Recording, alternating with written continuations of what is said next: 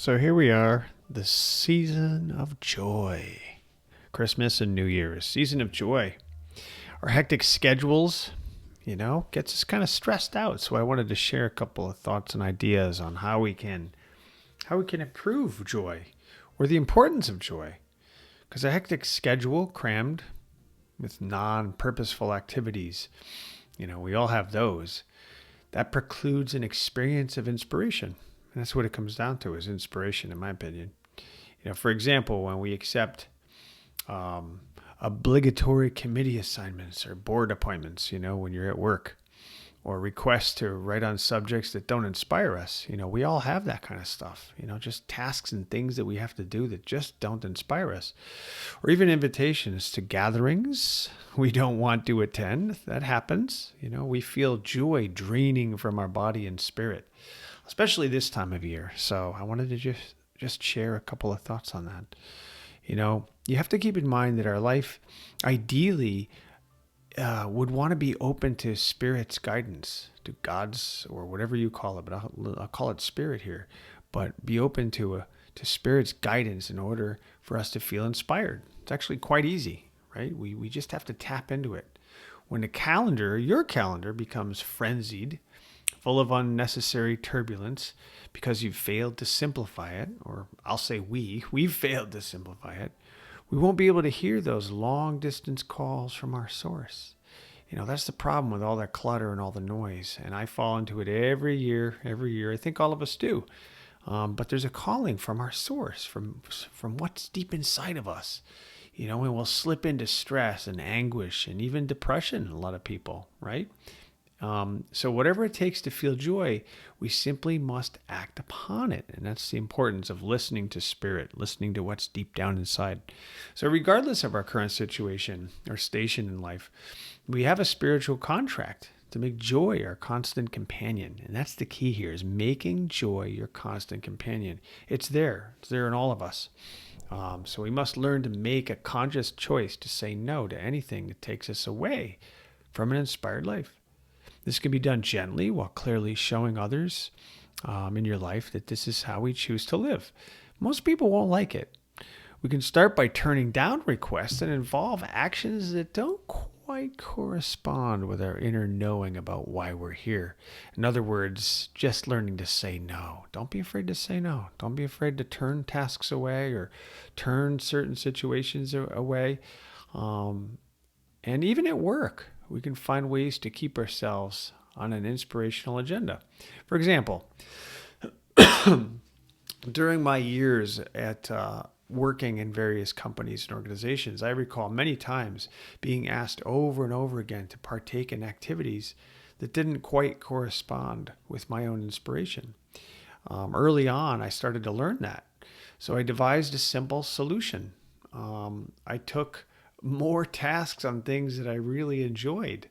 I created my own appointments with, in other words, like I'd create a meeting, like an art meeting, an art session where all of our friends and colleagues would come to this meeting that I made on how, I used to call it Todd's Tips, but creative tips on how to do fun stuff. I created things that inspired me. And I started to write more, writing self-improvement things and doing these types of podcasts and videos. I made myself busy with things I like to do. And the more that I did that and continued to listening to my heart, stuff that brings joy to me, which in turn, by the way, has to do with sharing with you, bringing joy to others, which is a win-win. Okay, so... And I know it's tough. I mean, sometimes with family gatherings, you also sometimes want to say yes. So you have to pay attention to this. And this is an important point, is that, sometimes you want to say no. Make sure that you don't attend things that you don't want to do. That's true. But don't be afraid of it either. Sometimes we say no. Sometimes we don't want to go to family events and such because we're just stressed out and we're nervous, or we don't like public gatherings and things. And that's fine. But don't always say no. Sometimes you got to say yes. Sometimes, I guess it'd be nice to see a few of these people. So sometimes you want to say yes. But I'm talking about the importance of joy. Okay, so that's important here. And keep in mind, it's only difficult or impossible to accomplish joy when we engage in resistant vibrational thinking.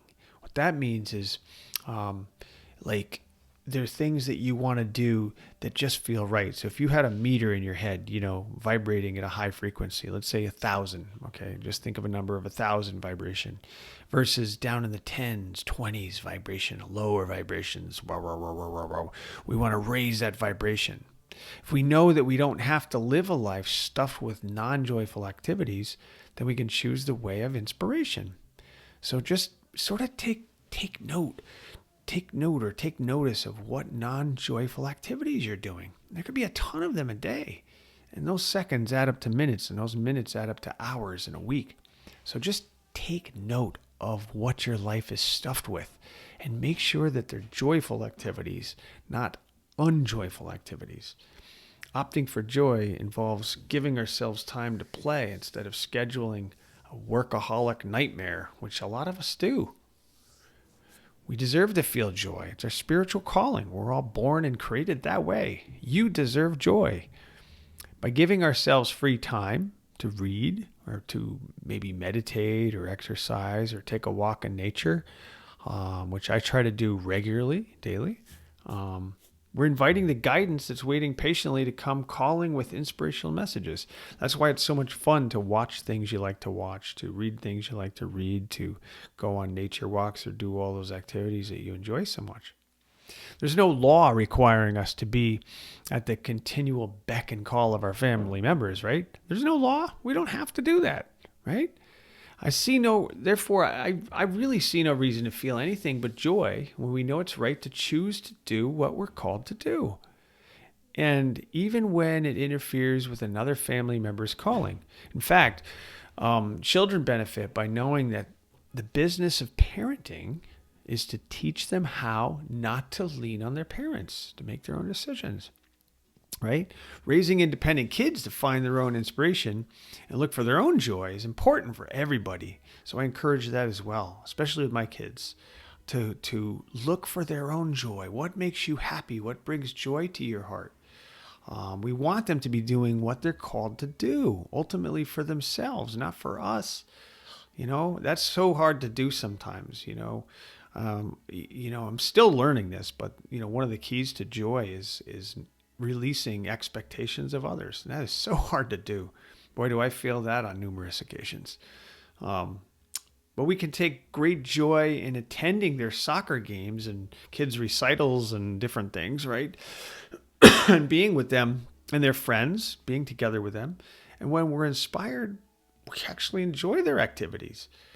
Well, let's help them to live their joy and to be able to do it with or without us to cheer them on. And that's really hard to do. The bottom line is that we can still simplify life by cutting down on the busy work that keeps us off purpose. We must absolutely curtail these activities and listen to your spirit. We need to listen to spirit, staying aware of joy and how simple it is to access. So think about that this holiday season. Think about this in general, how to cut down on the busy work. All you got to do is kind of, before you take an action or do something, say, why am I doing this and who is it for? Does it bring joy to my heart? Is it a high frequency level joy factor or is it a low frequency joy factor? And again, I'm not telling you to steer away from responsibilities. There are a lot of things I do for my family, for my wife, my kids, and others that may not necessarily be tremendously joyous if I wanted to do it myself. But the gratitude I get and the wonderful feeling I get about helping somebody else brings lots of joy. So don't be fooled always to say it's what's in it for me, because that's not the joy I'm talking about. I'm talking about the peaceful spiritual joy that just makes you feel enlightened, makes you feel like you're doing something God would tell you to do. If you were to have a conversation with God, or whatever it is you believe in, but in my case here, I'll say God. If God were sort of whispering in your ear to tell you to do something, it's usually something joyous. It's not going to be something you don't want to do.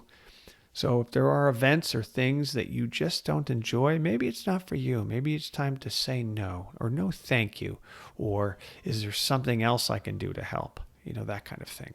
And don't be afraid. Don't be anxious to get in front of people, because I can tell you this about family too, because I have some anxious nieces and nephews, and they struggle quite a bit with this. is that I love to see you. I love to see them there. And if you're that type of person, they may love to see you there. You're giving them a gift. It also helps you break out of your shell, become a braver person, you know? So you want to consider that as well, to break out of that shell and be a less anxious person. But as far as joy goes and the importance of joy and your hectic schedule, take a look at it. And remember, you're the captain of your ship. You're the one that has to decide what's right or wrong for you. So keep that in mind this holiday season and beyond, and try to increase your joy on a day-to-day basis, month-to-month basis, ultimately a lifetime of joy. That's what you deserve.